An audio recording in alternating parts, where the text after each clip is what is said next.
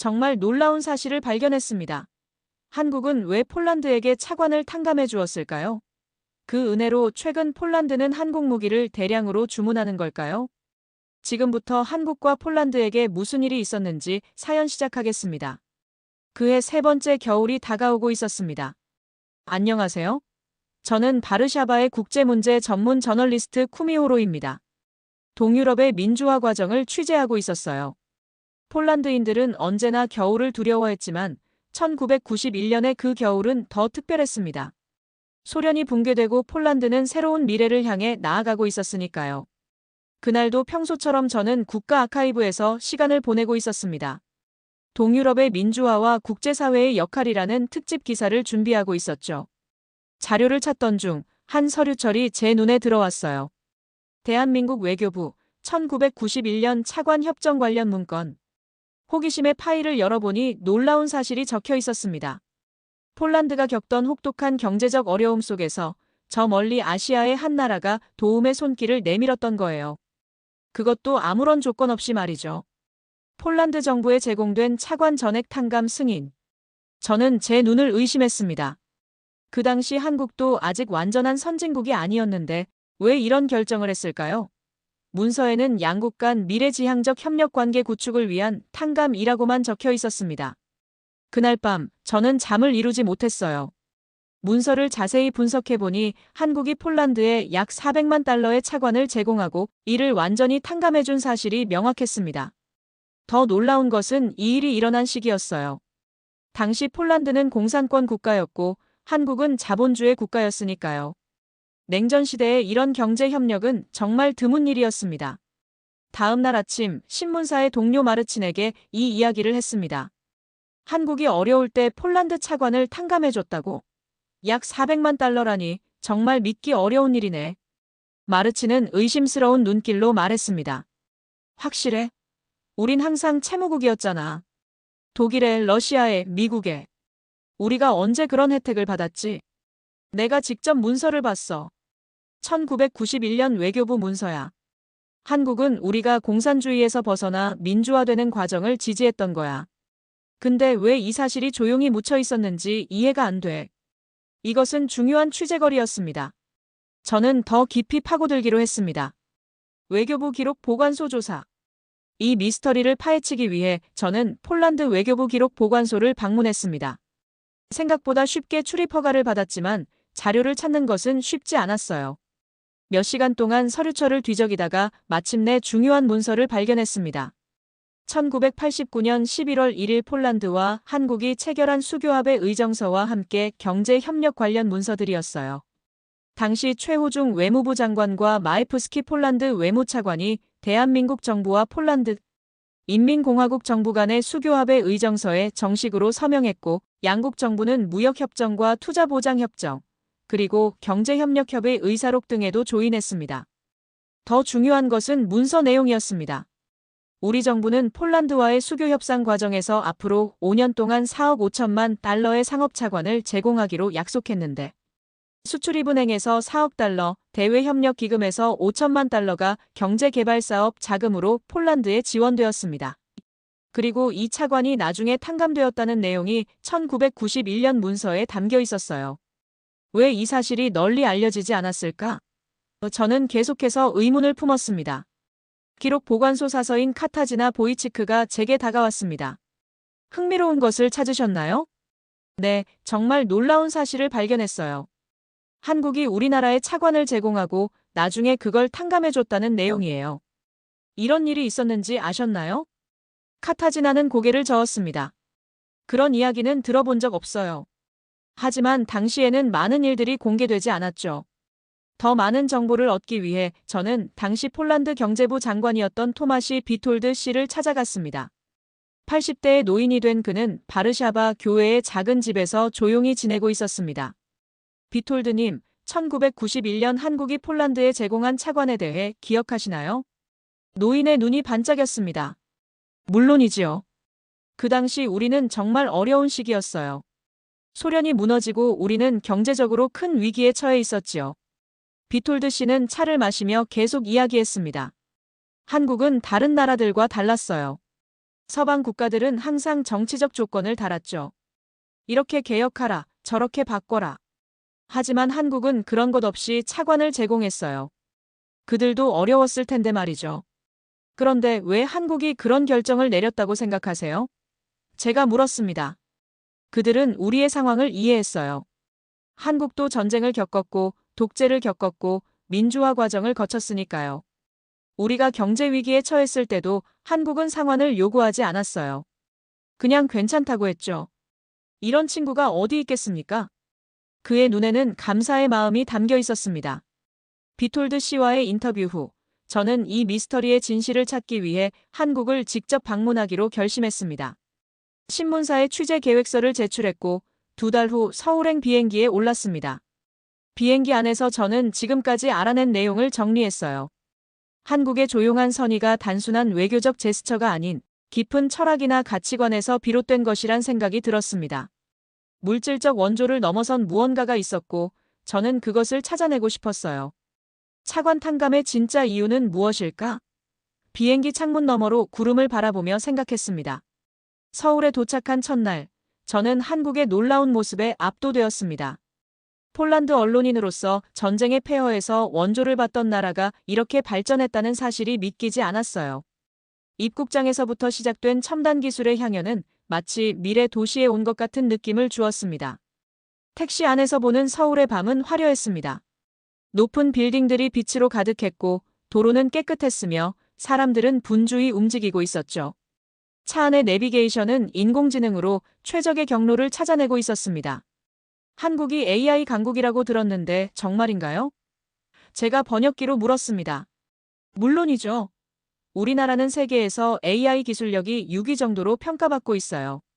빠르면 몇 년 안에 3위권 안에 들어갈 거라고 합니다. 택시기사님은 자랑스럽게 도시 곳곳을 소개해 주었습니다. 첨단 기술과 전통이 어우러진 서울의 모습에 저는 감탄했습니다. 전쟁의 폐허에서 일어나 세계 10위권의 경제대국이 된 한국의 모습은 마치 동화와 같았습니다.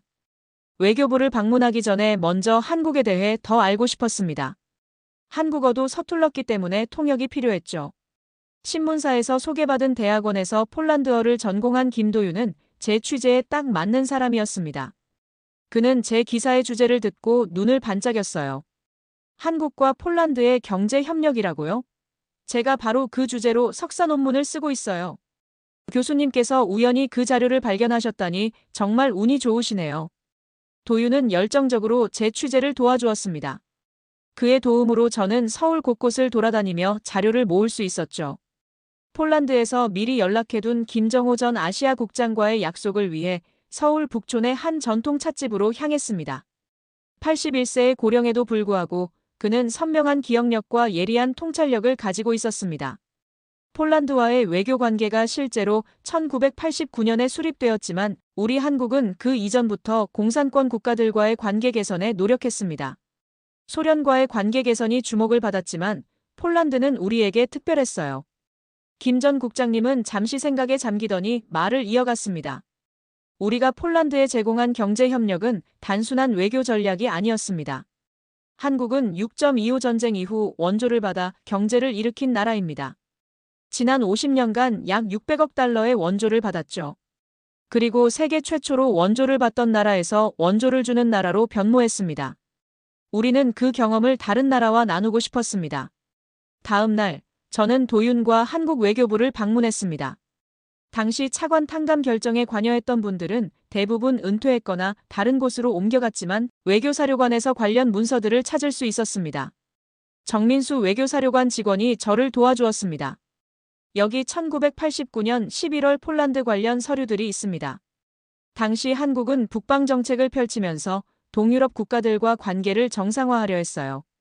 폴란드는 그 중에서도 특별했죠. 특별했다니요? 어떤 면에서요? 정민수 씨는 오래된 문서철을 조심스럽게 넘기며 말했습니다. 여기 보세요. 당시 외교부 장관의 메모가 있네요. 폴란드의 민주화는 우리의 통일과 민주화에도 시사하는 바가 크다.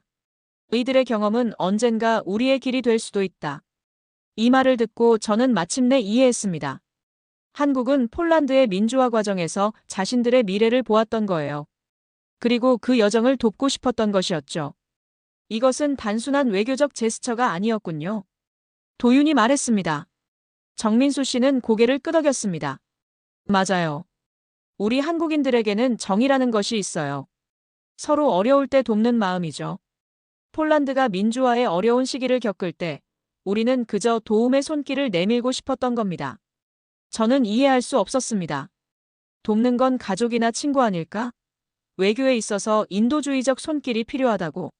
한국이 선진국도 아닌데 어떻게 그럴 수가 있었을까?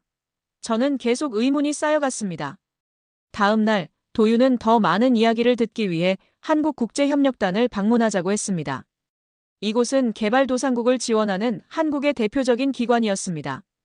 폴란드와의 협력은 특별했습니다. 한국이 국제사회에 처음으로 도움을 주기 시작한 시점과 폴란드가 민주화를 이루는 시점이 맞물렸거든요. KUICA의 이수진 팀장은 설명했습니다. 그래서 차관 탕감이라는 결정이 내려졌던 건가요? 네, 그것은 단순한 재정적 결정이 아니었습니다. 한국 정부는 폴란드의 민주화 과정을 지지하고 그들의 새로운 시작을 응원하고 싶었던 거죠. 원조를 통해 경제 성장을 이룬 한국의 경험을 바탕으로 우리는 폴란드의 잠재력을 믿었습니다. 이수진 팀장은 한국의 원조 철학에 대해 더 설명해 주었습니다. 한국은 국제사회에서 기적이라고 불리는 경험을 했어요. 해외에서 온 원조를 단순히 소비하는 것이 아니라 그것을 자생력을 키우는 바탕으로 삼았죠. 우리는 원조로 공장을 짓고 고속도로를 건설하고 사람들을 교육했습니다. 그 결과 불과 반세기 만에 원조를 받던 나라에서 주는 나라로 변화했습니다. 저는 그의 말에 깊이 공감했습니다. 폴란드도 비슷한 여정을 걷고 있었으니까요. 다만 우리의 여정에는 한국이라는 선배가 함께하고 있었던 것입니다. 설명을 들은 후 도윤과 저는 잠시 차를 마시러 찻집에 갔습니다.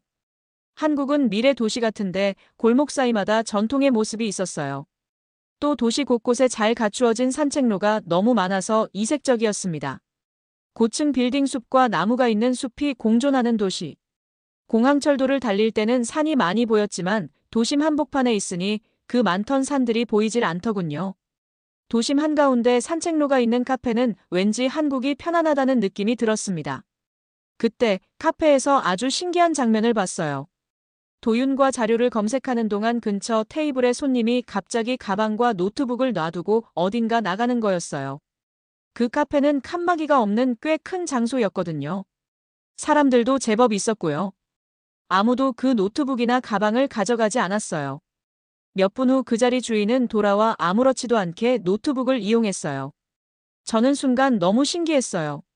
아무 일도 일어나지 않다니 폴란드에서는 최근 도난 사건이 급증해 버터 같은 일반 상품에도 도난 방지 장치를 부착하는 사례가 있었거든요. 이것이 한국인의 국민성인가? 그래서 가족이 아닌 서로를 조건 없이 도울 수 있는 것인가?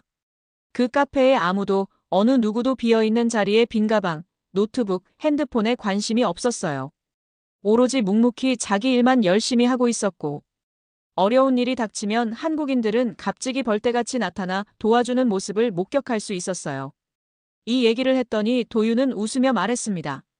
한국은 초등학교 때부터 도덕과 바른 생활을 교과목으로 배운다고 했어요.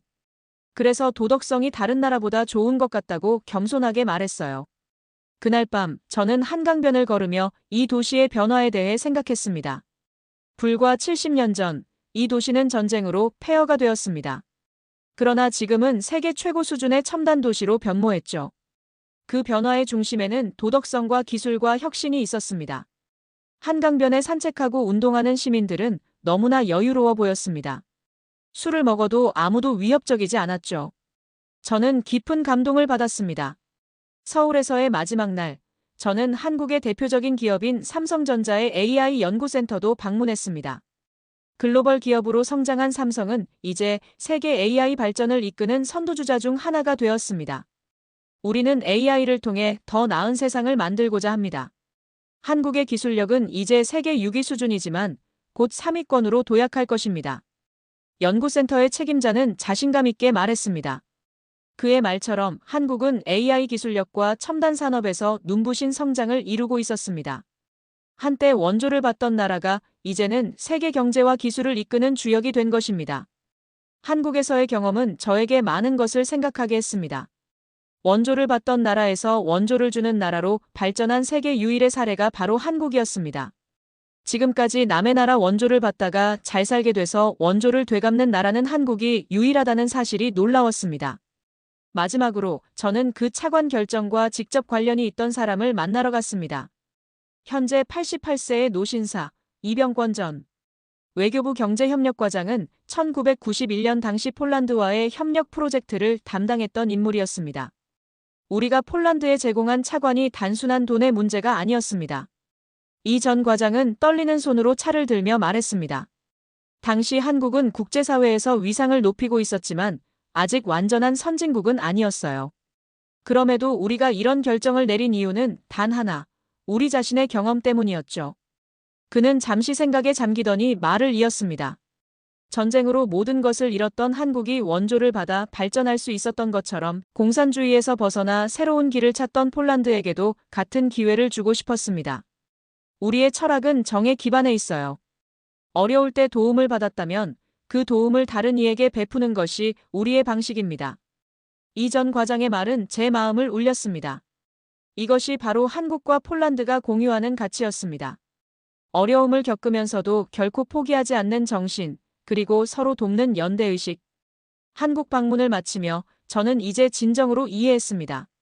한국이 폴란드에 제공한 경제협력의 이면에는 단순한 외교적 계산이 아닌 깊은 인간적 가치가 있었던 것입니다.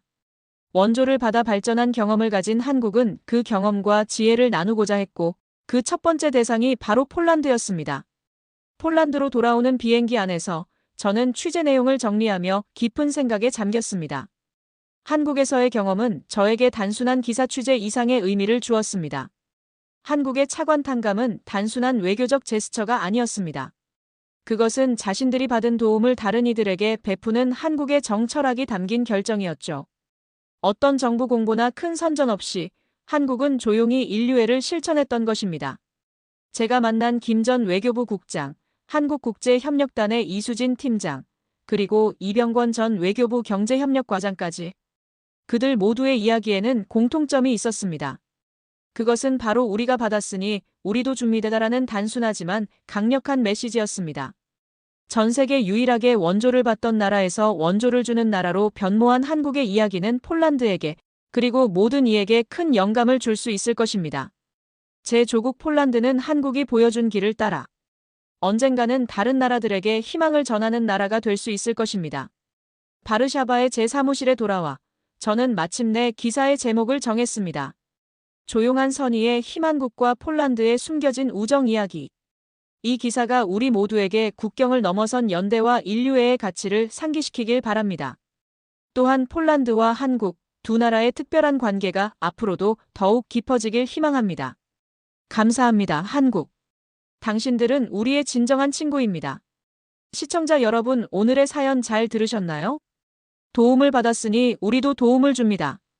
이 간단하고 명료한 정신이 오늘날 대한민국의 정체성이 아닐까요?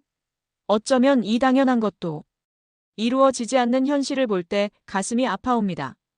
뺏기 위해서 전쟁을 하고 무고한 생명이 목숨을 잃는 건 아닌지. 우리는 이제 스스로를 돕는 사람이 되었고 누군가를 도와줄 준비가 되었다는 게 점점 더 인류를 향한 위대함으로 나아가고 있는 것 같습니다. 재미있게 들으셨다면 구독과 좋아요, 소중한 댓글도 부탁드립니다. 오늘도 좋은 하루 되세요. 오늘도 사랑합니다.